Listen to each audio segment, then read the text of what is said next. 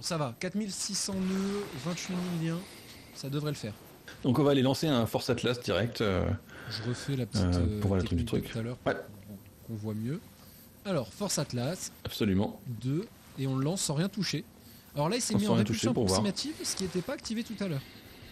Exact. Alors en fait, c'est une optimisation, ça. C'est-à-dire si ton réseau il est trop gros, ça devient trop lent. Tu peux la décocher pour voir. Là, si tu cliques sur exécuter, on va voir, mais normalement, ça va être relativement lent. Waouh, voilà. Bon, ça va encore. Ton ordinateur, ça va, il balance. Donc La quand spatialisation d'ailleurs, est incroyable. ouais. Merci, c'est mon algo. C'est moi qui connais ce truc. T'as un très bel algo, Mathieu. Ah, mais regarde comment elle se Il est déplie magnifique. en plus et tout. Et ouais, donc on a bien une structure un peu qu'on dit de manifold derrière, c'est-à-dire qui est localement qui ressemble à des plans ou des trucs de ce genre là.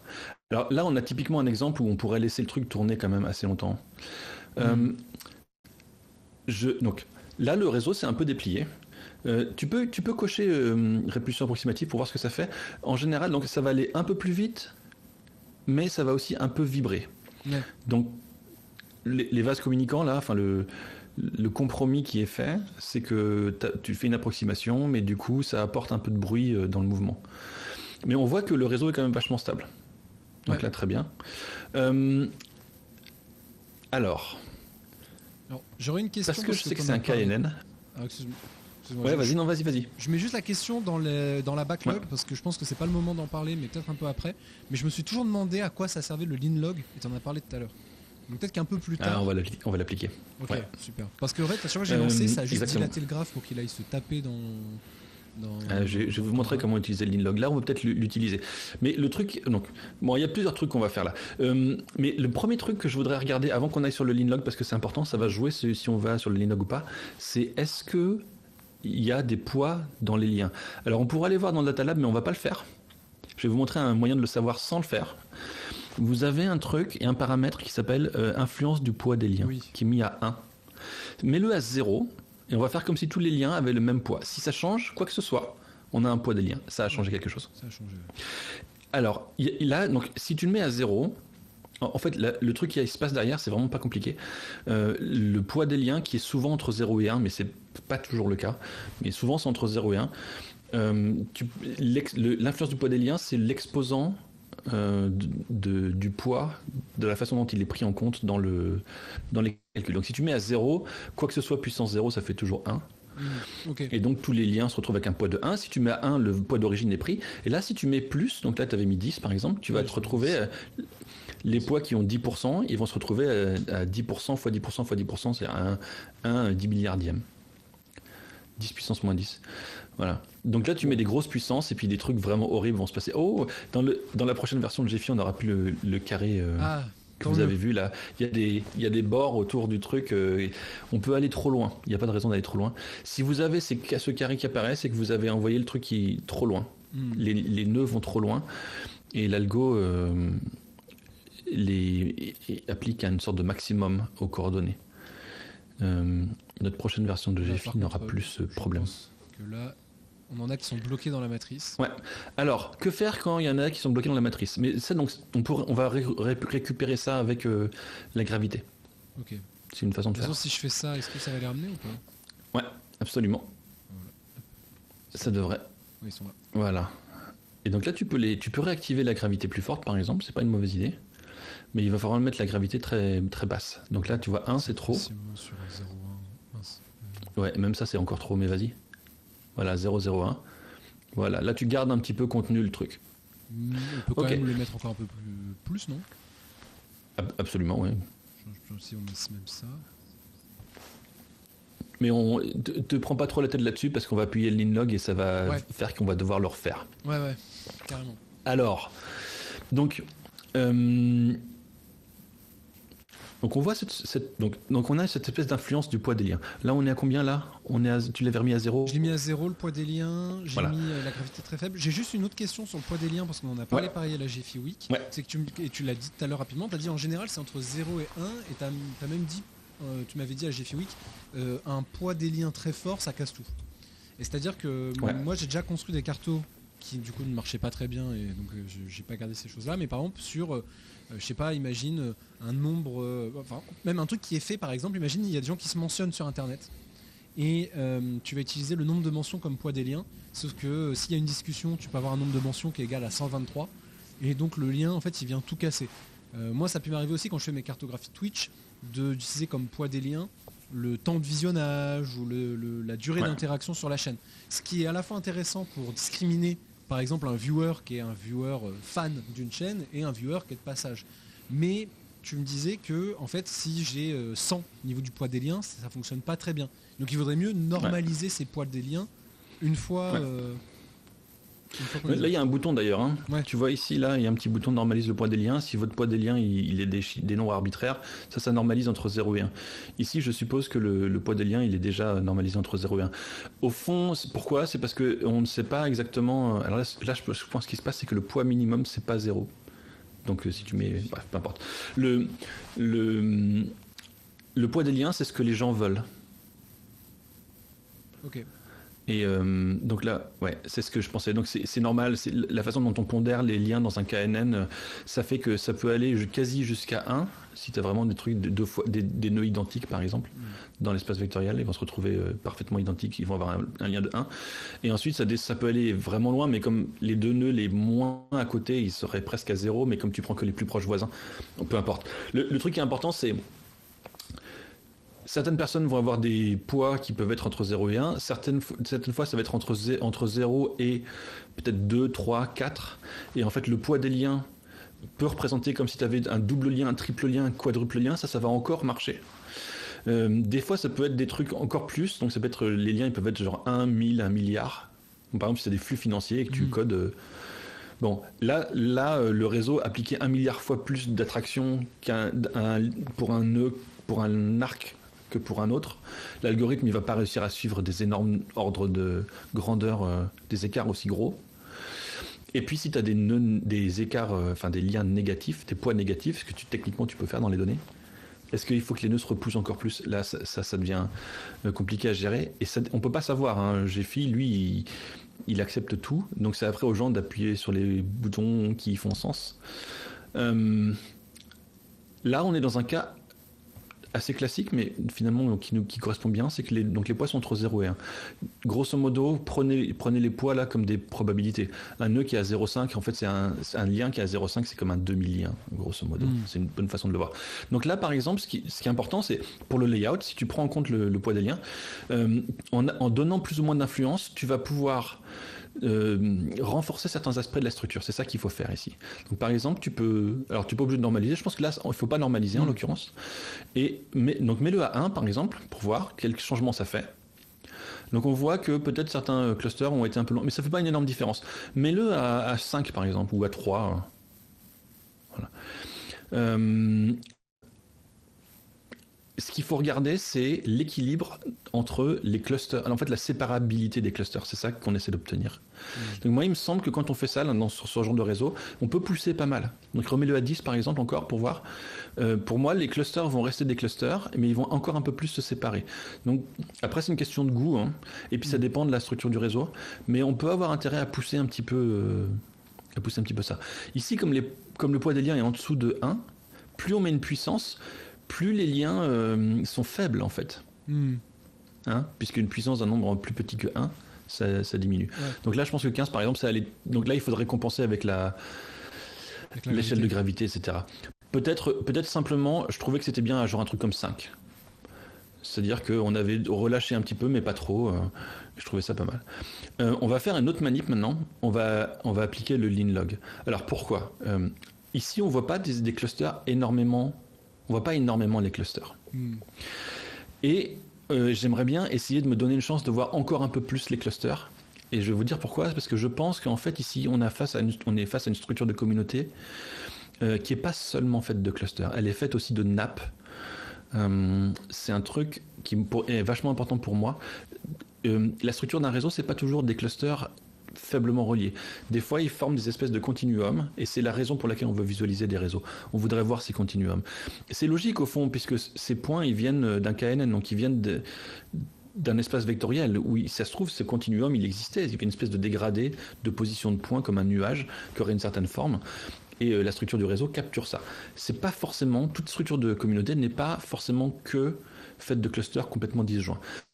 Mais on va se donner une chance de voir les clusters et puis on verra bien si on les voit ou pas. Donc ce que tu vas faire, c'est que tu vas cliquer sur linlog et quand on clique sur linlog, ça change le rapport des forces d'une manière que direct, ça explose entre guillemets tout le réseau. Donc il faut toujours compenser l'échelle. Alors ça c'est normal. Donc, il faut garder bien ta gravité. Ouais. Mais donc c'est un truc à savoir, à chaque fois qu'on active le linlog, grosso modo, il faut diviser l'échelle par 20 pour commencer, puis après on va faire des ajustements. Okay. Donc là, elle était à 2, tu vas la mettre à 0,1 par exemple. Voilà. Et là, on va voir si on garde le truc. Alors là, on est face à cet autre problème qui est que la gravité, elle est trop forte. Donc tu vas encore rajouter des zéros dans la gravité pour la rendre plus faible. Voilà. Alors on est sur moins encore plus. Voilà. Donc au bout d'un moment, GFI passe en. Donc là, je sais pas si vous voyez, c'est peut-être un peu pixelisé, mais il compte en puissance. Donc là, on a 5 pour 5.0 E-5, ça veut dire x10 puissance moins 5. C'est encore trop. Encore trop. Donc tu vas mettre moins 6. Voilà. Je passe à moins 7 direct. Voilà, très bien. Et là, donc on est pas mal. Alors, là du coup, donc, on a un peu des clusters. Mais ça a l'air d'une forme de toile d'araignée. Là, les nœuds sont devenus trop petits. Le truc, c'est trop étalé. Alors, il y a 2 points sur lesquels on peut agir. On pourrait réduire encore l'échelle, ce qui est totalement honnête. Mais il y a un autre truc aussi, c'est que là, on a beaucoup baissé le poids des liens. Et avec le linlog, ça réagit différemment qu'avec pas le linlog. Le linlog, en fait, il change un peu l'équation des forces. On voit mieux les clusters, mais ça change un petit peu l'équilibre des forces. C'est un peu comme la gravité plus forte, si tu veux. Okay. Mais pour les forces attraction-répulsion. Donc là, 5, c'était peut-être beaucoup. Repasse-le à 2, par exemple, ça devrait un peu tout rétracter le réseau. Ouais, ça fait un petit... Bon, donc c'est bien, on va rester à 2, c'est bien. Et tu vas baisser encore l'échelle, du coup. Donc là, on était à 0,1, je sais pas, mais là, à 0,01. L'échelle ? Ouais. Ah oui, l'échelle, pardon, j'ai bugué, j'ai cru que ça allait là, oui. Voilà, alors... Voilà, ça devient donc là, tu l'as mise à 0,001. Tu étais à 0,1 avant. Ouais, mais moi, enlève-moi un 0, là, ça va être trop petit. Ouais, juste un 0. Essayez juste un 0, voilà. Voilà, là, on devrait être pas mal. Grosso modo, encore une fois, j'essaie simplement d'équilibrer l'étalement des nœuds avec leur taille. Parce que la taille est arbitraire. Bon, alors... Là, voilà le problème du linlog. Voilà pourquoi le linlog n'est pas activé par défaut dans Force Atlas 2. C'est parce que le linlog, il te donne des meilleurs clusters, mais il converge extrêmement lentement. Il va vers une position meilleure, mais il y va comme un escargot. Et il n'y a rien à faire. Donc les nœuds faiblement reliés, c'est pour ça qu'il est meilleur, et c'est aussi il est meilleur parce qu'il est plus lent, et il est plus lent parce qu'il est meilleur. Les trucs qui sont à Pétaouchnok, là, il va leur falloir 3 plombes pour arriver à destination. Ah, si tu zoomes, tu vas les voir, ils y vont, mais ils y vont à 2 à l'heure. Tu veux faire des courses de cluster, chacun parie sur un des deux clusters. Exactement. On regarde lequel arrive en premier. Alors tu peux essayer de changer le truc, mais tu vas jamais réussir à faire quelque chose de vraiment très rapide. Là, la tolérance vitesse, là, tu peux la passer à 10 par exemple, on va voir. Ça va peut-être aider un petit peu, mais pas tant que ça. Même pas, c'est même pas visible. C'est normal parce qu'il essaie toujours d'optimiser et là, il n'y a rien d'optimisé. Non, ça ne changera rien. Ouais, ça accélère un tout tu peux petit repasser peu, à 1. À 1000, quoi. Ouais, mais c'est normal, c'est parce que c'est dû au fonctionnement. En fait, le Force Atlas 2, il cherche toujours à aller chercher la vitesse maximale. Alors, son heuristique, elle peut fonctionner ou pas, mais grosso modo, dès qu'un nœud commence à vibrer, ce qui veut dire qu'il est dans une situation d'instabilité, le Force Atlas 2 le calme et le ralentit. Ouais, c'est une stratégie. Mais là, en vrai, c'est pas déconnant. Alors, il y a une autre technique. Tu pourrais désactiver pendant 1 seconde le linlog, ce qui va tout remettre un peu à l'arrache. Ah ouais, voilà. Et de le faire. Voilà, et puis là, tu le réactives. Et surtout que la gravité, le fait que la gravité soit moins forte, est-ce que ça joue aussi sur la vitesse, justement, de spatialisation du graphe ? Non, ça joue vraiment que sur l'équilibre. Ok, parce que j'aurais tendance à voir que si la gravité est plus forte... Tu vois, souvent quand on clique sur gravité forte, les nœuds, vraiment ça chloupe d'un seul coup. Oh, ouais. Salut sociologiste, bienvenue à toi. Et merci pour le sub, tu vois. Ça y est, le OnlyFans commence à prendre. Oh yeah. Excellent. Fan Moni, salut sociologiste, bienvenue à toi, merci beaucoup. Et ouais, le fait que quand on clique sur gravité plus forte, ça vienne d'un seul coup, j'aurais tendance à croire que le fait que la gravité de là soit plus faible rend tout plus lent, mais c'est une mauvaise assumption. Non, ouais. Ça dépend vraiment, parce qu'en fait la gravité, donc la façon dont fonctionne Force Atlas 2 et sa différence avec le Force Atlas, c'est que Force Atlas 2, si un nœud va dans une direction fixe, il accélère, et dès qu'il commence à vibrer et à hésiter, il décélère. Grosso modo, c'est une stratégie heuristique de descente de gradient, au sens où si tu sais où tu vas, vas-y plus vite, et si tu sais pas où tu vas, ralentis pour trouver ta route, quoi. Pour le dire dans des termes un peu simplistes. Et donc la gravité, tu sais où tu vas au milieu, donc ça va vite, quoi qu'il arrive.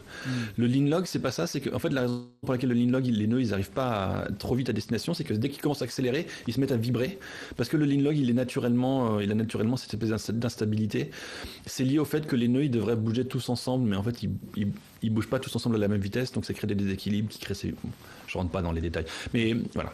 On voit un peu mieux les clusters maintenant que tout à l'heure. On voit des routes. Même qu'il faudrait que les nœuds il faudrait que les clusters se séparent un peu. Alors, est-ce qu'on a beaucoup des nœuds qui se sont barrés à l'infini? Est-ce qu'il faut qu'on monte un peu la gravité ou pas? Alors, peut-être on pas. en avait On est tout bien à là. l'heure, mais là je les vois plus. Je sais pas. Ouais, où moi, ils sont restés dans le coin. Alors, si tu veux savoir c'est quoi le cadre de ta vise, tu peux cliquer sur la petite loupe qui est en bas à gauche. Touc. Ah oui, il y en a qui sont partis à pétage. Non, et vas-y. Là, tu peux augmenter la gravité. Allons-y. Tu vois, tu étais à moins 7, tu peux la mettre à moins 6. Ou à moins 5, tu peux la mettre. Ouais. L'un ou l'autre. Et là, encore une fois, par contre, je suis désolé. Ils vont mettre 3 plombes à revenir. Du coup, oui, pareil. Donc le lean log, si ton réseau il est vraiment grand, l'important, moi mon conseil c'est la chose suivante. Ça prend du temps d'abord à régler, et ensuite une fois que vous avez trouvé les bons réglages, vous le laissez tourner pendant une nuit et puis il va bien se stabiliser. Là, ce que moi je ferais, c'est que j'essaierais de trouver une bonne taille de nœud maintenant. Et t'as des vrais. Ouais, alors, vas-y. au niveau de la lecture, donc ça t'apporte quoi en fait, ce changement donc dans les forces d'attraction, de répulsion, et le fait de dire que c'est une meilleure spatialisation, c'est parce que ça met mieux en évidence les clusters. Dans quel moment je me dis que le lean log il vaut le coup, tu vois, d'y passer une nuit? Ça dépend du temps que tu as. Si tu as du temps, le lean log vaut toujours le coup. Ok. Mais le lean log, comme il est lent à converger, il peut aussi, si tu n'as pas le temps, te donner un truc pas terrible. Donc en fait, si tu sais pas ce que tu fais, l'utilise pas. Si tu as du temps, lance-le et attends. Et dans le doute, ne l'active pas, parce que le Force Atlas normal, il te donne une qualité qui est un petit peu moins bonne, mais il converge vite. Donc tu peux fabriquer, tu peux petit à petit construire cette connaissance de c'est quoi une bonne séparation des clusters visuellement. Et là, alors, il faudrait qu'on compare là, entre ça et puis la version qu'on avait avant. Mais on voit ici que, d'ailleurs, c'est dans le papier Force Atlas 2 d'ailleurs, il y a des comparaisons. On voit un petit peu mieux les clusters là, justement. Et là, vous avez à gauche un algo qui s'appelle Fruchterman-Reingold, au milieu Force Atlas 2 par défaut, et à droite avec le lean log activé, sur un réseau qui ressemble à celui qu'on a là, qui ressemble au réseau de Zenep. Donc on devine un peu les clusters sur celui du milieu. Les liens ne sont pas montrés, on n'a que les points, que les nœuds. Mais on voit vraiment mieux les clusters sur le réseau de droite. Okay. Simplement, le réseau de droite, il a pris 3 plombes à générer parce que la convergence est vachement lente. Mais le lean log, c'est le meilleur. Ok.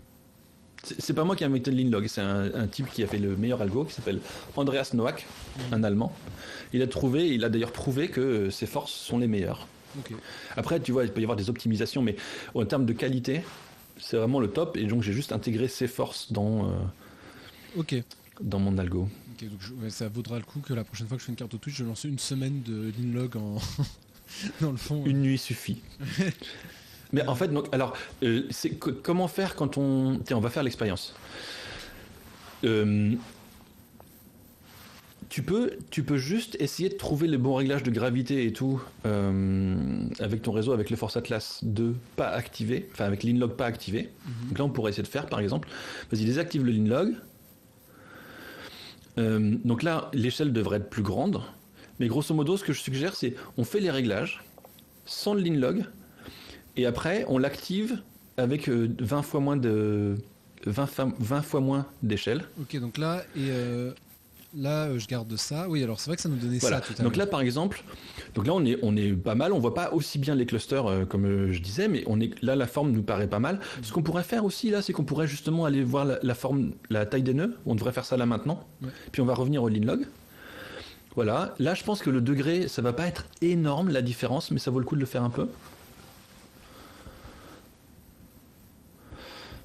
Ah, pas mal. Je trouve que là, il y a beaucoup. Du coup, le KNN, ça fait que les nœuds, ils ont un nombre de voisins qui tend à être relativement constant. Bon, en vrai, la forme de l'espace fait que certains nœuds, même si tu prends leurs 10 voisins, ils sont le plus proche voisin de plein de nœuds, donc ça peut aller au-delà de 10, mais au-delà de K. Mais quand même, on se retrouve avec beaucoup plus de nœuds plus gros là. Donc là, par exemple, les nœuds, il y a trop de nœuds trop gros. Donc là, 1 à 50, pour moi, ça va pas. Je mettrais plutôt 1 à 10. Pour que quand on appuie, on peut faire le test, que après quand on clique sur empêcher le recouvrement, ça fasse pas des trucs trop moches. Voilà. Alors là, du coup, c'est trop petit. Ouais, les petits sont trop petits. Même les grands, là, non ? Je suis d'accord avec toi. Pas très lisible. Et les grands aussi, ouais, je suis d'accord. En fait, c'est le rapport qui compte. Donc là, il faudrait peut-être aller plutôt genre 5 à 50 ou 50, je trouve que c'est beaucoup. 3 à 30. Je sais pas, 2 à 20 ou plutôt ouais, peut-être ou 5 à 20, un truc comme ça. Voilà, 3 mais pas mal. Pas mal. Vas-y, clique sur empêcher le recouvrement. Ce que je veux checker ici, c'est est-ce que empêcher le recouvrement détruit la structure visuelle ? Non, pas trop, c'est pas trop mal. C'est pas mal. Tu vois, bon, ok. Donc là, on est pas mal. Tu vas cliquer sur empêcher tu vas désactiver empêcher recouvrement parce qu'on va passer au linlog. Mais surtout, ce qui est important là, c'est que tu vas arrêter le layout. Tu vas cliquer sur le linlog et sur l'échelle. Mais il faut que le layout soit arrêté. Oui, pour pas que donc ensuite, il se compense. Exactement. Et là, je lance. Vas-y. Et là, normalement, on a minimisé les petits problèmes. Alors là, on se rend compte que l'échelle est un poil petite. Du coup, on peut la monter un peu. Voilà, tu peux la monter à 0,02. 0,05, très bien, c'est très bien. Et là, on voit bien, là, par exemple, comme on a une meilleure séparation des clusters. Les clusters eux-mêmes sont plus denses. Et il y a plus d'espace entre les clusters. Donc là, on a vraiment, le linlog peut faire ça, on a vraiment les clusters qui sont tellement denses qu'on n'arrive même plus à compter les points. Et c'est là que c'est vraiment encore plus important d'empêcher le recouvrement. Donc, clique là sur empêcher le recouvrement, je veux voir par exemple si on explose tellement les clusters qu'on n'arrive plus à les lire. Non, c'est bien. Ce serait quoi le problème là ? Ce serait que les clusters, ils s'étalent tellement plus qu'ils bouchent les trous entre les clusters. Ouais. Mais là, c'est pas le cas. Donc là, on a vraiment une belle vise. Presque je trouve les liens un peu bavards. Mais je pense que le layout il est bien. Je mettrais juste les liens un peu plus clairs ou un peu plus fins. Et là on peut vraiment se concentrer sur les points. Presque ça sert à rien de montrer les liens. Presque l'information n'est pas hyper importante.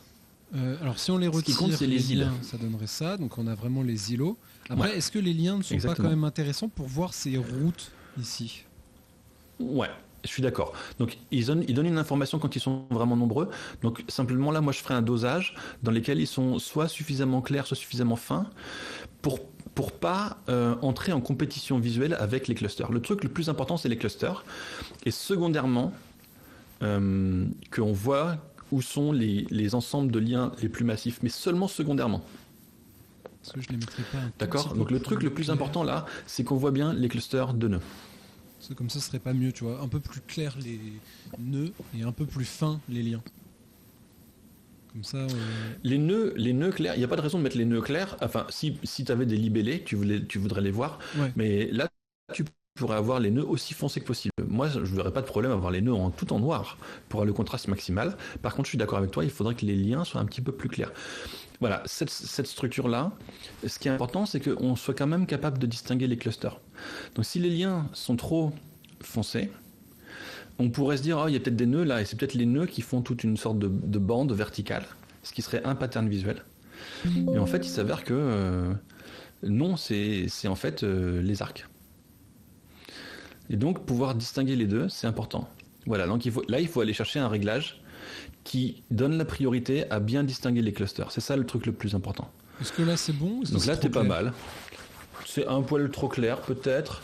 Tu vois, la question c'est est-ce que c'est pour un écran ou est-ce que c'est pour du print ? Si c'est pour impression, ça va probablement marcher pour un écran. Là c'est bien, là c'est bien. Puis en plus je pense que ça dépend beaucoup des rendus parce que moi par exemple sur le mien c'était facilement lisible tout à l'heure et là c'est un peu trop clair, mais quand je regarde sur le rendu OBS que j'ai, la couleur elle est bonne, donc je pense que ça doit aussi dépendre de la compression. tu vois, et de Ouais, comment tu le absolument. reçois au niveau des couleurs. Parce que moi, Ouais. c'était bien lisible tout à l'heure, mais en effet, là, quand je le regarde dans OBS, là maintenant, ça ressemble à ce à quoi moi ça ressemblait initialement. Exactement. C'est aussi pour ça que selon après comment tu exportes ton image et à quelle résolution elle va être affichée, ça peut changer les choses. Les liens très fins, par exemple, sur du print qui peut aller vraiment dans des très hautes définitions, on va bien les voir même s'ils sont très fins. Ce qui compte, c'est aussi la différence que tu as entre si tu les regardes de près et tu les regardes de loin. Sur ton écran, tu es coincé avec la taille de tes pixels. Bon, maintenant, on a des super écrans. Mais sur du print, on sous-estime à quel point des trucs imprimés, en fait, en bougeant physiquement plus près ou plus loin, on peut vraiment très intuitivement voir des détails ou voir la vue d'ensemble. Et on fait un réglage un peu différent pour ça. Et là, donc, mais juste pour être au niveau du layout, là, je trouve que la spatialisation est bien là. Ouais, on a pas mal de détails. Donc, par exemple, ce qu'on essaie d'avoir, c'est une différence entre la microstructure et la macrostructure. Là, on a à la fois la vue d'ensemble de cette espèce de réseau qui dessine des nappes, etc. Mais si on va voir le petit cluster à droite, là, par exemple, qui se balade sur le côté, là, et qu'on regarde, on voit qu'on a pas mal de détails. On distingue bien des petits sous-clusters. Il y a beaucoup de richesse visuelle, là. Qui pourrait être une carte. On n'a pas écrasé ça. Exactement. Donc là, c'est bien, c'est que les micro-trucs, quand ils ont de la structure, on la voit, et on voit en même temps la structure d'ensemble. Donc ça, c'est vachement riche. On a réussi là à faire une bonne spatialisation. On a un bon équilibre entre les deux. Je suis un peu gourmand, j'aurais envie de mettre la couleur pour les types. J'ai vu que c'était... Alors, je sais pas du tout ce qu'est cette carte, mais je vois qu'il y a des types influenceurs, news, ouais, main etc. type, ouais. Ça pourrait être intéressant pour donner un peu de relief. Si on fait une partition par main type. Absolument. Voilà. Donc là, on a surtout du news. Là, on va avoir on voit plein de trucs. Oh là là. Alors là, du coup... Ok, c'est pas mal. Je serais quasiment tenté d'afficher la... Donc là, on pourrait essayer d'aller chercher la couleur des liens, par exemple. La couleur des liens, donc comme ça. Ouais, alors du coup, comme on l'a écrasé avec une couleur... oui, parce qu'on l'a écrasé avec une couleur générique. C'était une question, est-ce qu'on peut revenir en arrière quand on fait ça? Lui redire, non, on reprend la couleur de base. On ne peut pas, mais on va changer système dans la prochaine version de Gephi, donc on va pouvoir. Mais la façon de gérer ça, en fait, c'est pas très grave. Alors là, on a un peu niqué le truc dans la vise vue d'ensemble, dans laquelle tu es là actuellement. Mais en fait, on peut aller refaire le réglage dans la prévisualisation, exactement. Donc, on va faire ça. Voilà, exactement. Super. Alors simplement, donc là le réseau, si c'est un KNN, il est normalement pas orienté. C'est-à-dire que si je suis proche de toi, tu es proche de moi et vice versa. Donc les liens ne devraient pas être courbes, parce que les liens courbes, c'est quand les liens sont orientés. Okay. Donc là dans les liens par exemple, voilà, exactement. Allez, et puis là, on voudrait bien aller chercher de la même façon que les liens ne fassent pas la compétition au cluster visuellement. On peut le faire soit en mettant la taille fine, soit en rajoutant un petit peu d'opacité. Ok, donc là je peux mettre opacité 75. Voilà, exactement. Exactement. Et même, voilà. On peut même jouer un peu avec l'épaisseur. Voilà, exactement. Alors l'épaisseur, tu vois, donc là typiquement il faut que tu ailles zoomer un peu, parce que quand on est très dézoomé sur du vectoriel, on se rend pas bien compte, mais quand on zoome, voilà, tu te rends compte que là, en fait ils sont méga fins, mais quand on dézoome, il n'arrive pas à les faire si fins que ça. Donc quand vous mettez une épaisseur, il faut que tu refasses réfléchir. Ouais. Oui. Ouais, voilà. Exactement. Donc là, je peux essayer de l'exporter pour voir à quoi ça ressemble, tu vois, une fois mis. Absolument. Voilà. Oh, tu vois, on aurait pas même pu mettre. Très bien. Ouais.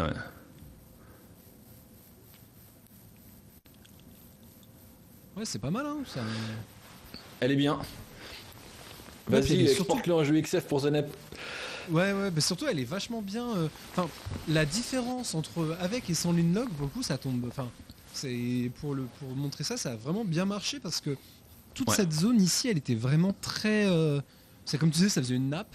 Et là, on a vraiment défini un couloir ici de liens qu'on voyait pas avant. Absolument.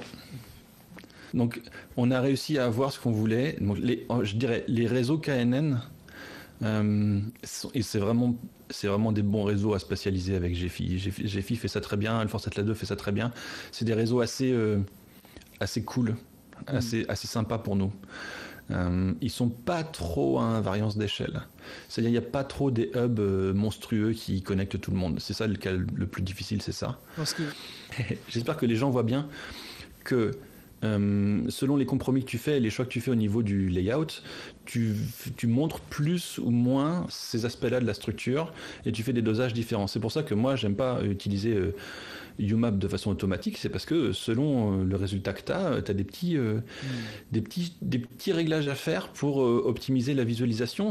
C'est pour ça qu'on fait OnlyFA au fond, pour montrer ce savoir-faire.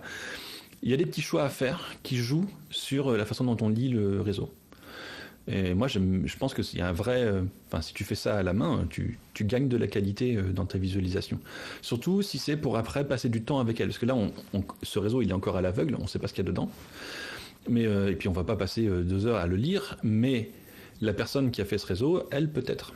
Elle peut passer 2 jours à regarder chaque truc avec les libellés, etc. Quand tu investis 2 jours de ton temps sur un truc comme ça, tu as envie que le layout soit bien, quoi. Ouais, carrément. Puis surtout que là, vraiment, je suis assez surpris de la différence qu'a amené le Linlog et vraiment la granularité que ça apporte, quoi. Donc tu vois, comme quoi tu peux y prendre plus de temps, plus le travailler et avoir un vrai résultat tangible, quoi. Ça va pas être juste mon cluster, il est décalé de 4 degrés sur le haut, quoi. Non, exact. Et c'est vrai que même sans les liens, ça rend bien. Et ça serait bien qu'on discute de... pourquoi est-ce qu'on visualise plutôt que de juste calculer c'est quoi les clusters. Mais grosso modo, c'est des trucs qu'on comprend quand on fait ce travail d'essayer d'optimiser les visualisations. Alors vous avez compris, on a essayé de rendre le truc un peu explicite, mais au fond, on veut voir les clusters et leurs relations. Hein. On veut voir leur densité, leur taille, où ils sont les uns par rapport aux autres, à quel point ils sont reliés, quels sont les trucs qui y a entre eux. Peut-être que c'est un truc sur lequel on pourrait revenir, mais grosso modo, c'est ça le but de faire de la visualisation. C'est d'essayer de montrer ces motifs visuels parce que c'est eux qu'on analyse. Et on pourrait avoir un débat sur pourquoi pas analyser d'autres types de motifs. Parfois ça arrive.